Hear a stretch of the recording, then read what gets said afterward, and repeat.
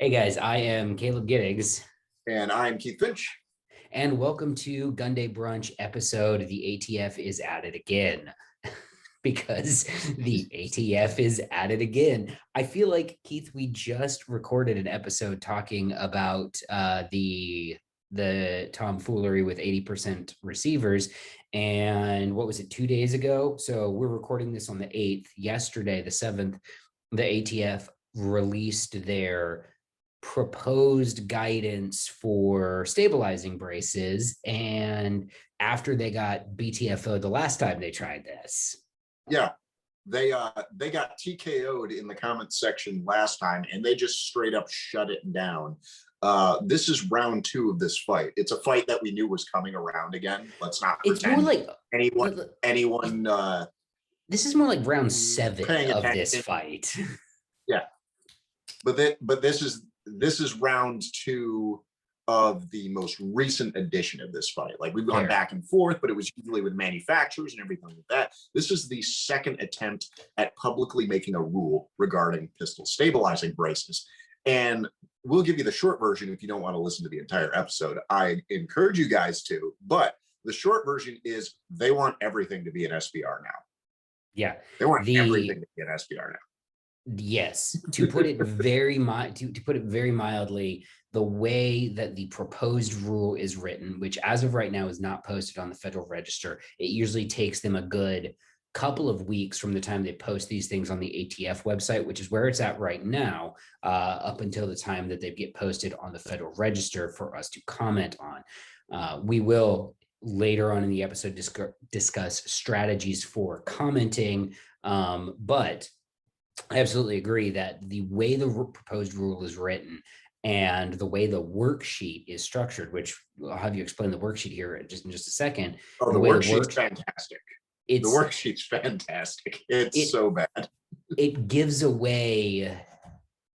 This isn't one of those things where, like with 80% receivers, you could almost look at it as them just being like, we're trying to clarify an existing rule. With this, it is absolutely clear that the intent of this is to have all pistol braced firearms recategorized as NFA items. Period. Like that's it is. That is there's no question. There is no question. And so, starting out this, I want to bring everyone. If you bring up the document, it's 71 pages. There's a lot to this. It's huge. But starting out on page 8, they give away the secret early. And page 8, there's a paragraph that says, because short-barreled rifles are among the firearms considered unusual and dangerous, that's language used in the NFA, subjecting them to regulation under the NFA, it is especially important that such weapons be properly classified. And then they add, indeed, firearms with stabilizing braces have been used in at least 2 mass shootings, with the shooters in both instances reportedly shouldering the brace as a stock, demonstrating the efficacy as short-barreled rifles of firearms equipped with such braces. So they're using the fact that just two instances where braced firearms were used for horrific acts makes them subject to the NFA. Therefore, they're considered unusual and dangerous. And so I'm wondering when they get around to the rest of the firearms that have also been used in horrific crimes. And that does raise a question, because I know the guy in Colorado who shot up that supermarket recently used one, but I don't know of the other one. I cannot off the top of my head. There was, I forget where it was, but it was the nightclub shooting. It was the nightclub the Orlando shooting. Pulse?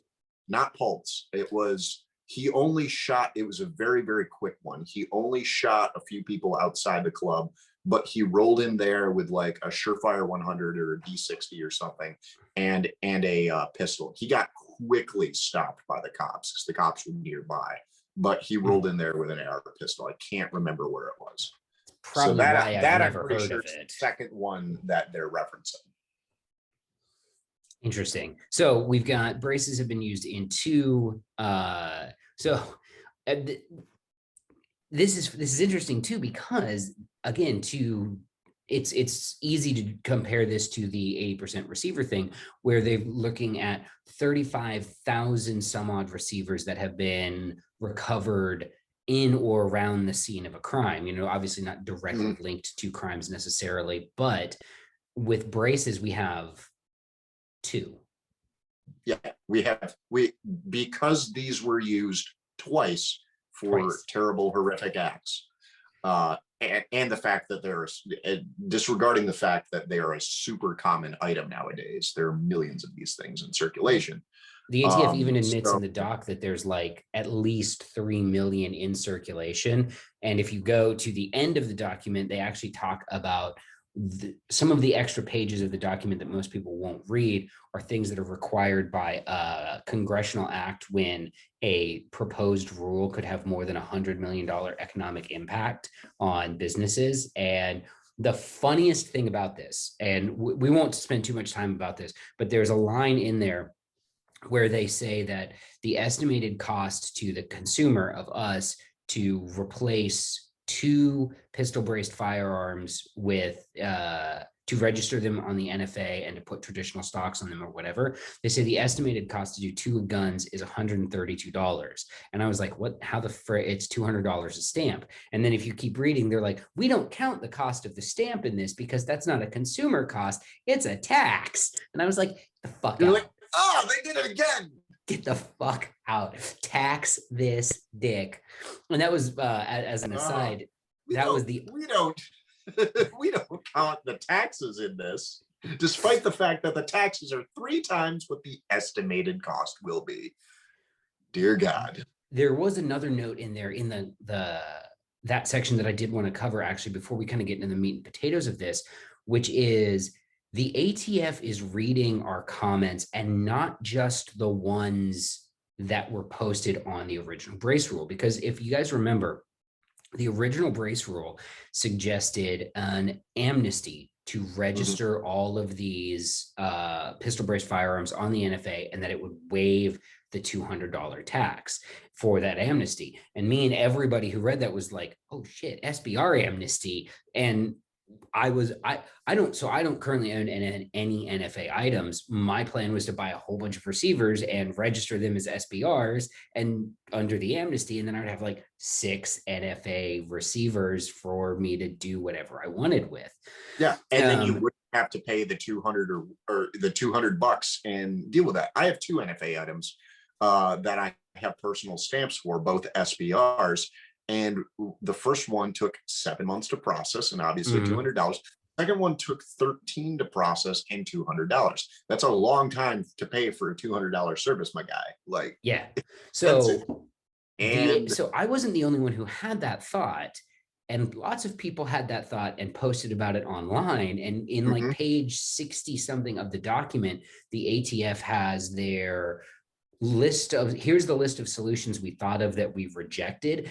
And it specifically calls out why they rejected the waiving the $200 tax. And the reason was because people would go out and buy a bunch of receivers and register them as NFA items for free. They would be like, oh yeah, man, SBRs, all the things. Yeah. I mean, I would have. And like, right? Because for free, I'm like, yeah, hang on, let's make it rain SBRs in this piece. Right. I will all the SBRs. Like, sure, cool. You know my serial number. Awesome. Cool story, bro.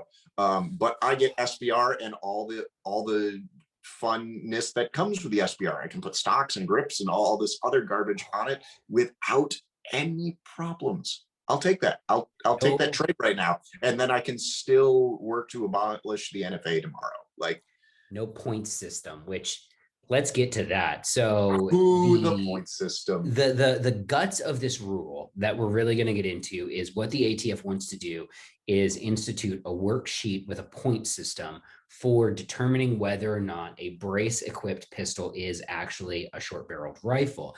And it's very similar to, well, it's not very similar. It is similar in intent to the point system that importers have to use right now to determine whether or not a firearm they're importing has a sporting purpose, all of which of course is unconstitutional. And once again, for the second time this episode, tax this dick fed boy. But so talk about the worksheet, because you actually have, you've worked for an FFL, I've worked for FFLs, we've worked for SOTs and all of that stuff. So talk a little bit about this worksheet and why it's a hot mess. The worksheet is a hot mess. I mean, on the surface of it, on the surface, worksheet 4999, which is the form that they're using, ATF worksheet 4999 is supposed to be this direction for manufacturers to make sure that they're still in line with the fact that, oh no, these are braced pistol firearms. These are braced firearms and not just a workaround for an SBR. And so they came out with the worksheet 4999. And you have section 1, the prerequisites. So to be considered a braced firearm, first of all, the weapon must weigh at least 64 ounces. So immediately, all the pistol braces that went on traditional pistols, so anything you could attach to a Glock, like the Roni kits or the Flux brace or any of those things, those are all now gone. Well, I don't know about the Roni kit, like because the Roni kit, you stick the Glock into it. And I feel like because the kit has the brace, see, we're already in the freaking weeds. We already have a problem. Yeah, because a Glock inside of a Roni kit probably I don't think the Roni kit would, and I don't think, and I'm pretty sure I'd have to scroll back down and read the section 1 prerequisites in the rules following. This is page 16 in the proposed rule right now is the worksheet. So the weapon must weigh 64 ounces. And as I read it, it is the weight with magazine unloaded and accessories removed. And I'm assuming the Roni kit is an accessory. Yeah. So say goodbye to your Flux braces, your Roni braces, all of those things. Those are all SBRs. Is now immediately gone. And rule 2 also knocks all those out too, because the weapon must have an overall length between 12 and 26 inches. So no more standard handguns that have a brace kit on it, or unless you turn them into NFA SBRs. Like right. you can put all the cool stuff back on it, but again, everything in this rule sheet is just designed to make you SBR it. It's designed to make them all NFA items. Which I would just. While still maintaining the illusion that like, oh no, braces are totally cool, guys. Yeah. But except for the fact, and I think it is interesting that in this thing, they actually give examples of like, here's a braced pistol that would be totally legal, guys. And it would be awesome. And it's the most vanilla piece of crap I've ever seen. It is. And then they give 2 other examples, which aren't even like that tricked out. One of them was hideous, the one with the big broomstick foregrip. Yeah. I'm pretty sure that's an AOW anyways. So, But all right, so let's get on. So section 2 describes the brace characteristics itself, right? Mm-hmm. And for it to not be an SBR, it has to score less than 4 points on this section. Yep. So let's talk about the points. Yep. Yeah. You bust 4, you're a rifle. And if you're not just bust 4 or more. It's got to be less than 4. Yep.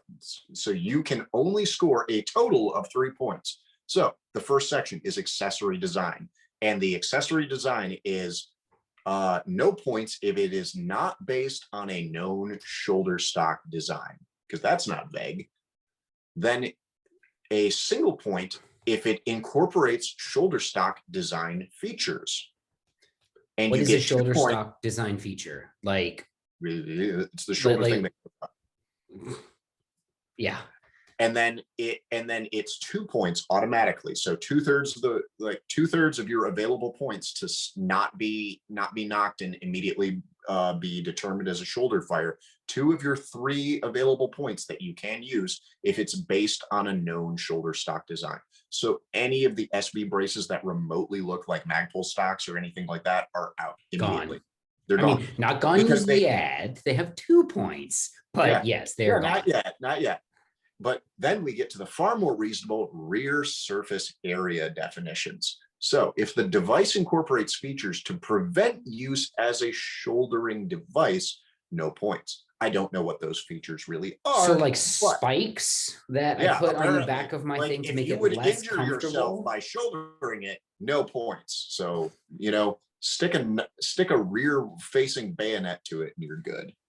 Can poke a little tiny bayonet into the QD on the new Magpul ones. Speaking of those Magpul ones, minimize rear surface area lacking features to discourage shouldering is 1 point. And they specifically point out the bladed type braces as kind of these 1 point braces. Mm-hmm. So being that Magpul's braces are these bladed type and therefore 1 point, and they're also based on a known shoulder stock design, they're already at 3 points. And we're only in 2 categories. Yeah. And then we move to the 2-point thing, which is rear surface useful for shouldering a firearm. I'm not sure what useful is. Maybe, I don't know, comfortable, remotely comfortable. I don't know. They don't even have like square, 2 square inches of available material, an inch and a half square inch of available material. There's no actual numbers attached to any of these things. There's no design parameter that's based on a number in this rear surface area. It's all very subjective. And then the 3-point one, automatically 3 points, is material added to increase rear surface area for shouldering. And that one's weird too. So speaking of the Magpul braces, they're actually out because I'm looking at their website right now. And one of the features that the ATF mentions as a stock feature, like a feature of a stock, is QD sling attachments, and the Magpul brace is a QD sling attachment in the back, so it's gone. It's 4 points. It's got a QD sling attachment on the rear end, and a lot of the new braces have QD sling attachment points. Magpul was very, very much trying to make sure that theirs was definitively a brace by putting it on the rear side, so you could forward push and still have a retention design on the sling. Apparently, if your sling is still attached underneath into the receiver of the firearm, that's good. But because the sling, the QD point is on the rear, we're still hold on. A QD attachment on the rear would actually make the rifle less comfortable to shoulder. So that, to me, that would say that discourages shoulder. And ladies and gentlemen, we've hit up on maybe we're going back to now it might even knock that rear surface area down to a 0, but I don't know. It's a QD sling attachment point, and they said that's bad. So and this is the whole problem that we have with this rule. We're in section 2 of 3, and what is purported to be a definitive way to determine whether or not a firearm is an SBR or a braced pistol. I don't know. Is it not? We have one product that we have looked at where the conclusive answer is nah. The conclusive answer is there is no conclusive answer. Exactly. They just want everything to be an NFA item. Yeah. Everything about this worksheet boils down to that. They just want them all on the NFA, and this is their push to make it so. So let's get to number 3. The next part of section. Oh yeah, that's right. We're still on 2. We're still in section 2. We've only covered 2 of the 4 areas in section 2.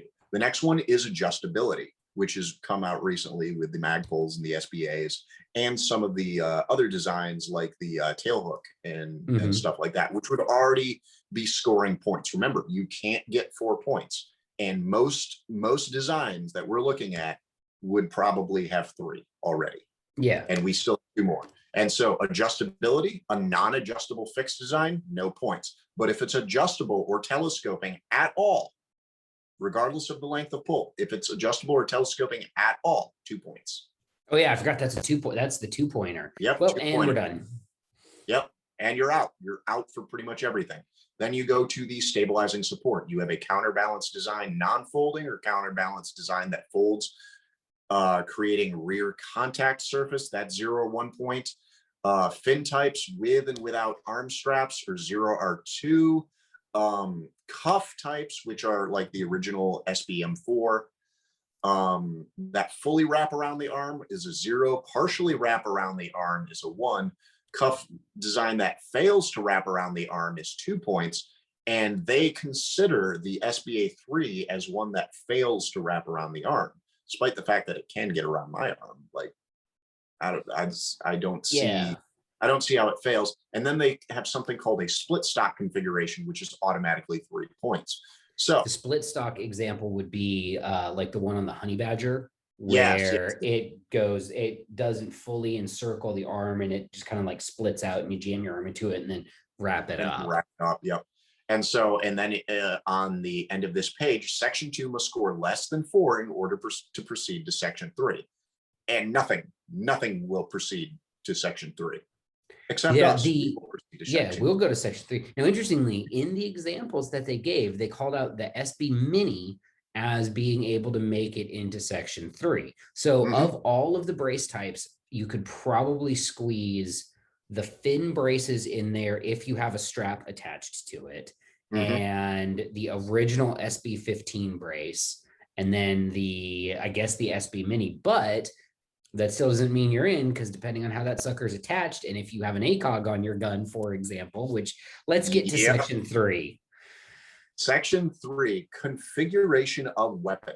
And this is what basically boils down to everything is going to be an NFA item, because you get into section 3 and it's just like, okay, there's nothing you can do to the gun that won't get you 4 points in this section, because you're limited to 4 points in this one as well. So first of all, length of pull with accessory in rear most locked position. So I'm guessing the furthest out position is what they're meaning there. Yeah. And if it's less than 10.5 inches length of pull, you score a 0. But if it's 13.5 or over, remember it was originally 13.75. 13.75 was their magic number. Now they've changed it to 13.5. 13.5 and over length of pull, automatic 4. And then there's every inch in between those is down to 3, 2, 1, and then back at 10.5, less than 10.5 is 0. Your attachment method, a standard slick AR pistol buffer tube, which they say is between 6 and 6.5 inches, no points. But an AR type pistol tube buffer with adjustment notches, like the CAC type, the ones that got the little dimples so that you can fix the CAC brace at a comfortable length for you, because you might want to size it to your arm and place it in a comfortable place on your forearm. Right. What a novel freaking idea. I actually had, getting into that real briefly, I had a pistol braced 9mm AR type pistol with one of those adjustable PDW style braces. And I found that in the fully closed position, it hit right where my arm started to get a little bit thicker and was really uncomfortable. But if I fully extended it, it would actually hit the meaty bits of my arm and would be a lot more comfortable to use. But that brace, by the way, that gun in the configuration that it was sent to me by CMMG would 100% be an SBR under this guideline, by the way. Yeah, no doubt. So you go to that, back to the attachment method. So they do the pistol tube, then you do the CAC pistol tube, and then adjustable rifle buffer tube. I'm not sure what that is. Then the adjustable PDW type guide rail. So probably similar to what was riding on that, or what I had on my SBR, because I had one of the Maxim style stocks. And I originally bought that as a brace kit and bought the stock body after. It was already an SBR, so I could put the stock on it, no problem. But I bought it originally as a brace kit, and that brace kit was super comfy. I'm not gonna lie. It was super comfy, and I could use my little LWRC pistol one-handed, and that was the most comfortable I ever had. But again, my gun 100% would be an SBR under all these new rules. Oh yeah, for sure. I could comfortably shoot it one-handed. So then you go to extended AR type pistol buffer tubes and anything with a folding adapter. So if you want to put a law tactical folder on it in order to facilitate making it fit in a smaller package, that's an automatic 2 points. Any use of spacers to extend the length of pull, which the rifle buffer tube, for those wondering, the M16A2 stock automatically uses a spacer. So anything that would use that tube and use that spacer, automatically 2 points there. Yeah, which also it's already on an adjustable stock tube. So now it's 4 points, I think. Do you get double points for that? You might get double points. Yeah, because if it checks any one of these, you get the points.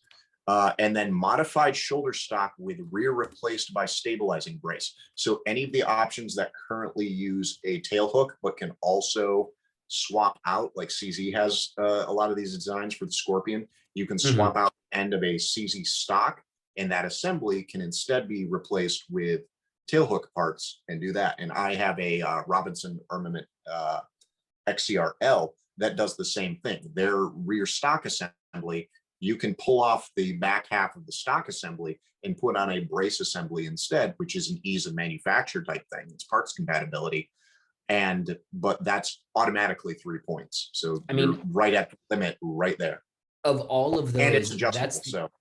of all of those, that's the only one that almost makes sense. Like based, and I'm not defending the ATF. I still think this rule sucks. But if you were going to put any rule in there, that would fall in line with their sort with previous ATF rulings about readily able to be assembled into, like if you have like machine gun parts in your house near a non-machine gun, you have a machine gun, that sort of thing. And so that, of all of the crap in here, that's the only one. Yeah, that's the only one that makes sense a little bit, but it's one little thing that's still wrong and still unconstitutional in a whole ocean of nonsense. Yeah, it's the one that approaches logic.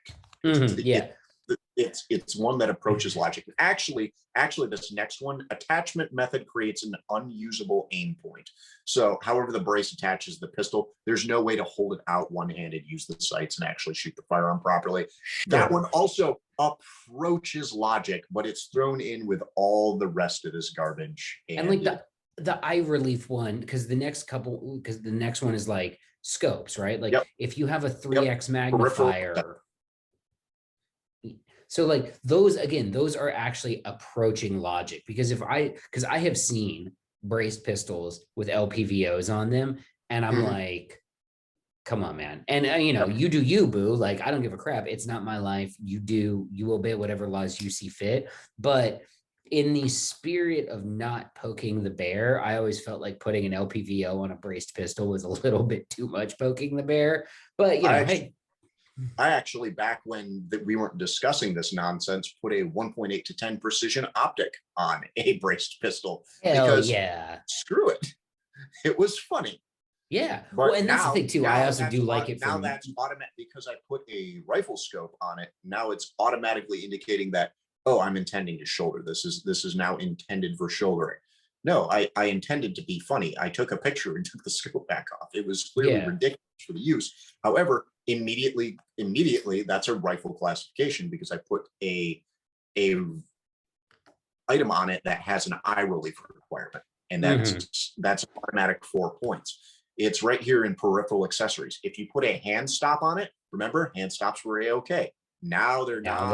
A-okay. Automatically 2 points. Presence of a secondary grip. The whole argument about, well, you could do an angled grip, or you could do, vertical grips were right out. Those were automatically AOWs, unless you had a firearm instead of a short enough firearm, and all the other garbage that got into definitions. If you have a secondary grip of any type, angled or not, automatic 4 points. It's now an SBR. Presence of rifle type backup or flip up sights, or no sights. So any sight that would require you to, get up and use it in a traditional. No sights. So I can't ship you a bare bones gun.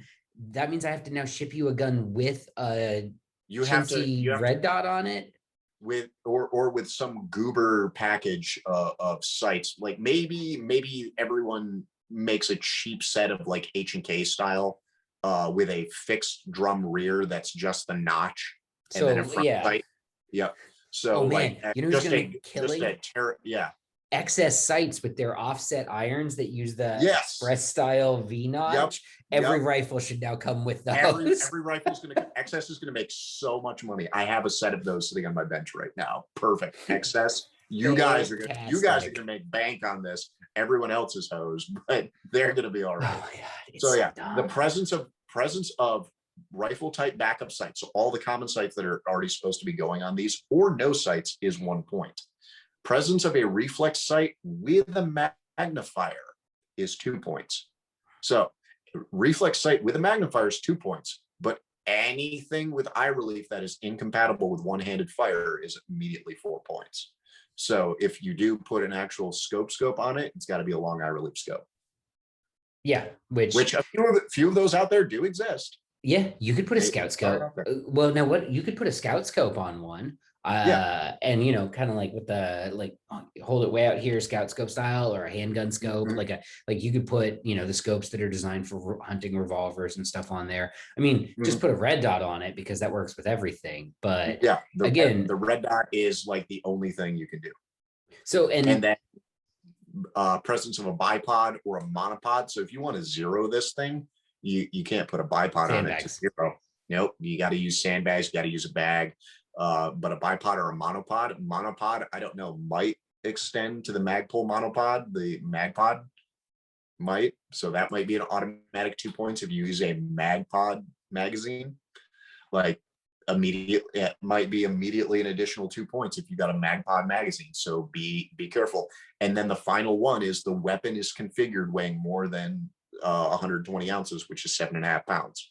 If the gun weighs more than 7.5 pounds, all decked out, but with an unloaded magazine, not a loaded one, Right. it's immediately gone. So like my little LWRC is a chonky rifle. It's a chonky little SBR. I'm pretty sure it checks out at more than 7.5 with kitted, and I don't have anything particularly crazy on it. It's running an Sure that X300. most of the brace pistols I've seen balance out at about what you would get an M4 for, which is around 7.5 pounds, especially when you put lights on them and shit. Yeah, because in reality, most of those, the only definitive difference between them and their rifle configurations is about 6 inches of steel in the barrel, and then some of the commiserate handguard. So whatever weight you save with that, that's the only weight you're saving. So if you want to put an IR laser on it, well, you might be pushing the weight limit. If you want to put a red dot magnifier on it, in addition to getting your 2 points for doing that, you are now pushing your weight limit. So like I've got an Aimpoint Comp M5 on my little LWRC. Now that's already an SBR, so it doesn't matter for this classification. But if we were playing it like, okay, well, it's a pistol, I like everything on that has scored the shit out of this worksheet, and so it's an SBR. Luckily, I paid the tax on that one already, right? So it already it is an doesn't SBR matter to this worksheet for me. But like, there's no configuration, there's no firearm out there right now that's going to score the 4 points. No, and I think, and to your point, that's the thing. Like the way the document is written, the way it's put together, the way everything in it is structured, the purpose is clearly to reclassify the vast majority of brace equipped firearms that are out there as NFA items, as short barreled rifles. And this is the portion of the event where this is the ATF's fault to begin with, because if they had invested even the slightest amount of time and money into streamlining the NFA process so that people who wanted short barrel rifles could have just bought them and registered them and done all of that, this never would have been an issue to begin with. If I could buy a short barreled rifle, industry, there would not have been a brace industry. So like, let's take Caleb's Libertopia Paradise, where we can buy unregistered machine guns and, out of the equation for a minute. In the real world that we live in, where we have laws, where we have an NFA, where we have, Gun Control Act firearms. And if you accept that buying an NFA item should be harder than buying a Gun Control Act firearm, sure, whatever. All right. We have to. I understand that this is the sort of thing that gets people very frothing at the dick, but you have to accept that there is a legal framework that we live in. All right. So if we accept those things, if the ATF had taken the NFA process and said, okay, here's the process, you got to do your fingerprints, but it's digital, and they get sent in and everything's done electronically, and we run your background check through. And for the record, the background check that they do for these is they run a NICS check, then they run a local agency check where they'll call, where they'll have the local law enforcement agency where you live run your background. And that's it. Okay. There is no reason registering an NFA item should take 13 months. None whatsoever. Zero. But you should be able to have a turnaround in a couple of days. Like this should be no longer than a work background check.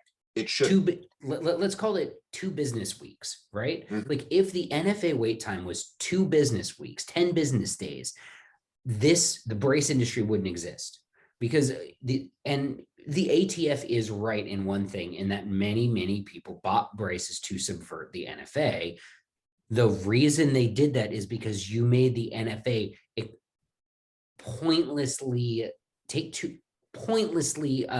arduously pointless process. It's egregiously long. It's so ridiculously long. You have to pay a solid chunk of money. Let's not pretend that $200 even in today's dollars isn't like, hey, that'll fill up my gas tank 4 times. Hey, that's a really nice out for me and my family doing something. It's not an insubstantial amount of money, but it's also not a ridiculous amount of money anymore. But paying that and then having to wait between half a year and over a year, just depending on whenever they get to your form, in a process that in every other reasonable way we've found to run background checks, run digital checks, check records, transfer ownership of stuff like your vehicle, which transfers owners and titles and everything like that. All these similar processes happen astronomically faster than the NFA does. And there's no reason for it. I can go and buy a car, which I can kill a lot more people with than a gun given your average circumstances. East France. Yeah, exactly. The process for licensing and registration, any other thing that is dangerous, takes way less time than the NFA, but the NFA is intentionally been left with this 1970s level of paperwork efficiency, where everything still has to be done by hand at some point, and there's a guy who looks at it and blah, blah, blah, and all of this. And again, if it wasn't like that, this problem wouldn't exist. But the ATF created this problem for themselves, and now their solution to fix it is to make the thing that created the problem even worse. Because if 1.5 million rule brought us here, let's make the rule more complicated. Right. Because if 1.5 million people that own braced pistols go out and try to register these with ATF, how long do you think that's going to take? You think ATF wait times are bad now? Wait till they get 1.5 million new registrations in a day. What do you think is going to happen? And how many of those are going to have errors, and how many of those are going to have kickbacks, and how much wasted time is going to be involved. Like I know at the end of this rule, they have to do like time estimates and cost estimates and labor estimates. And I just laugh at how freaking underscored that they think this will only cost us this. Like, the hell it will. You're going to be working overtime literally forever. No, they're not. They're not going to work any overtime at all. Are you exactly kidding? And again, so this is the problem. So at the core of it, aside from, so here are some objections to put, actually, before I get into objections to put into your comments that we can eventually submit at Regulations.gov, I do want to hit on one other thing that they like snuck in there and you didn't even know, and most people will not even notice, but I noticed because I like shotguns. Mm-hmm. And they said, if you put, and they do not say this word for word, but they basically said that if you put a brace on a Mossberg shotgun or a Mossberg Shockwave or a Remington TAC-14, you've created a short barrel shotgun or any other weapon. And the reason why they say that is because those guns were never designed to be fired with one hand. The purpose of a brace is to fire a gun with one hand. And by putting a brace on a Shockwave or a TAC-14, you are creating a thing to shoulder it with, thus creating a short barreled shotgun or any other weapon. And they just kind of like snuck that little guy in there. And I was all, we're just going to drive past that. We're not going to stop and talk about they tossed that one in there the same way that they cut off the Flux and the Roni and all that. Like they cut off so many products that are already out there straight at the knees that people already have. They're already in circulation. And it's like, look, you can't put this genie back in the bottle, guy. I hope for your sake, everyone is feeling compliant and like shelling out money for all these but formerly just regular firearms that are now $200 taxable firearms. And they put this one in here too. It's on page 29. And they sneak this one in here as a catch-all. Even if a weapon accrues less than 4 points in each section, which we've just demonstrated is really fucking almost hard. Impossible. It's nearly impossible. Attempts by a manufacturer or maker, makers meaning you or me, or anyone here listening to it, you can be considered a maker, to circumvent federal law by attaching purported stabilizing braces in lieu of shoulder stocks may result in classification of those weapons as rifles and short-barreled rifles.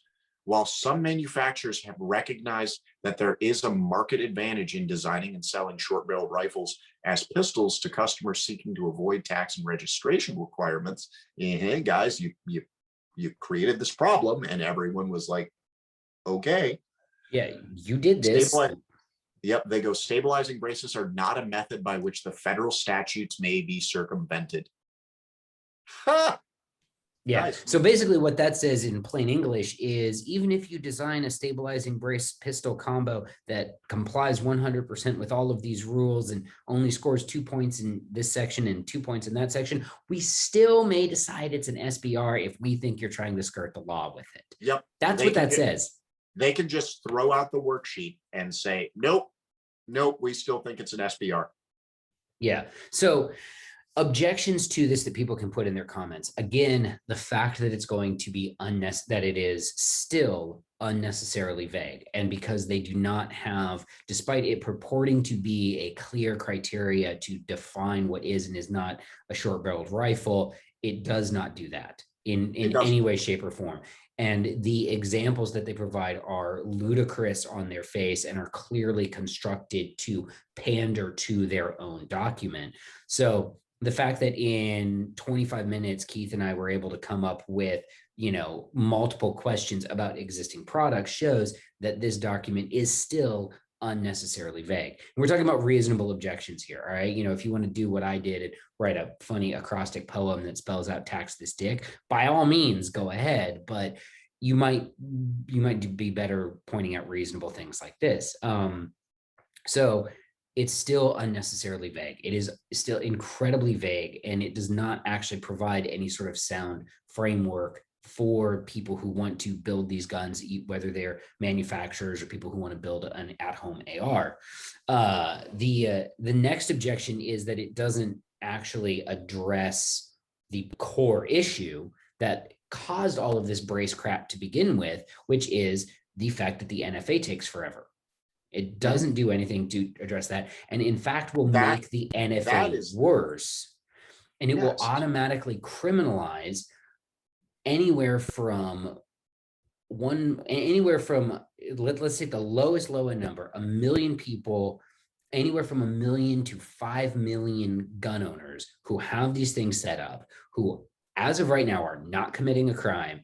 This goes into effect. They are now committing a crime because they are in possession of an unregistered short-barreled rifle. All right. And yes, the ATF says, okay, the easiest way to do this is just take the brace off your gun. Okay, cool. The brace is off my gun. Now I have to wait 13 months to register my thing that was legal yesterday that's illegal today. Are you serious? So the unnecessary criminalization of law-abiding gun owners, the fact that even once those law-abiding gun owners attempt to register their gun, that may not work because the registration may get kicked back. There may be errors in it. They've never done this before. They're supposed to spend 13 months sitting around waiting for the ATF to do their job to fix a problem the fucking ATF created in the first place. Sorry, this one gets me a little wound up. I'm actually way more wound up about this than 80%. They wrote themselves into this problem. This is entirely their doing. And now they're like, well, guys, in order to solve our problem, we're going to make it 10 times worse. Yeah. In order to solve a problem here, this is quintessential government thinking. Oh, look at this problem we've created. How can we fix this problem? Let's make it harder on the people that we've created the problem for and make it their responsibility to fix our problem while doing nothing internally on our end to actually fix the problem, which, is that's government. That is government thought process right there. So yeah, there's so many good reasons to object to this rule. It will get posted on the Code of Federal Regulations at Regulations.gov eventually. Probably whenever these go up, I just check every couple of days and I hit refresh and our search for ATF or whatever. But the last one I think took about 2 weeks to make it there. So yeah, and also all of the pro-gun media outlets that you follow will put something up on their social when it is open for comment. But again, this is I will say this: this is not this isn't an unwinnable fight. Just like we won round one of this particular matchup. We managed to keep M855. So there's a lot of things that we have won via comments, and the most important thing that we can do via comments is point out how this will criminalize several million law-abiding gun owners overnight, and how it still doesn't provide objective standards. The standards which are is what still they're purporting to give us. They're purporting to give us objective standards that manufacturers and makers, you and I are makers, guys, it purports to give us an easy yes or no sheet. It doesn't. The sheet makes no sense. It's super subjective. So it doesn't accomplish all its goals. And that's the argument to make. When you're making these comments, the tax this dick is a fantastic fantastic way to go don't about do it. that. That took me a while for to write. Entertainment purposes, yes. But to make the comment reach and actually be effective in taking away this rule and saying, look, guys, this isn't what you promised. You promised us clear cut. This isn't clear cut. You promised making this work, making it make sense. This doesn't do that. Make it do that, and we'll win this round too. Yep. And this is not, you guys have to understand, we'll wrap this episode up on not a happy note. Even if we win this round, this fight's not over. All right. It's not. This fight will not be over until there is a cultural until there is a cultural change in the ATF, and a change, and not even just the ATF, until there's a cultural change at the Department of Justice, which is why I want everybody who listens to this, because if he hasn't been voted on yet, contact your senators and urge them to vote no on the confirmation of David Chipman for director of the ATF. Because if you think it's bad when there's no director at the ATF, imagine how bad it'd be when there is a confirmed anti-gun advocate running the show. Gifford's center employee. Yeah. So make sure you contact your senators, tell them to oppose the nomination of that guy for ATF director. Get ready to write comments on this. It is a winnable fight, guys. We won't tell you what to do if it does pass, because that's for every person to decide in their heart what they feel is right. Any last words, Keith? Other than that, I have to just announce that we have a new sponsor coming on board. Yes, that's right. It is Guns.com. So thanks to Guns.com for making this episode possible. And thanks to the rest of our guys that you saw at the start in our banner. Guns.com will get their own banner shortly. And they might get a cool ad read too. All right, guys, that's it. We're out. We will see you next week. Later.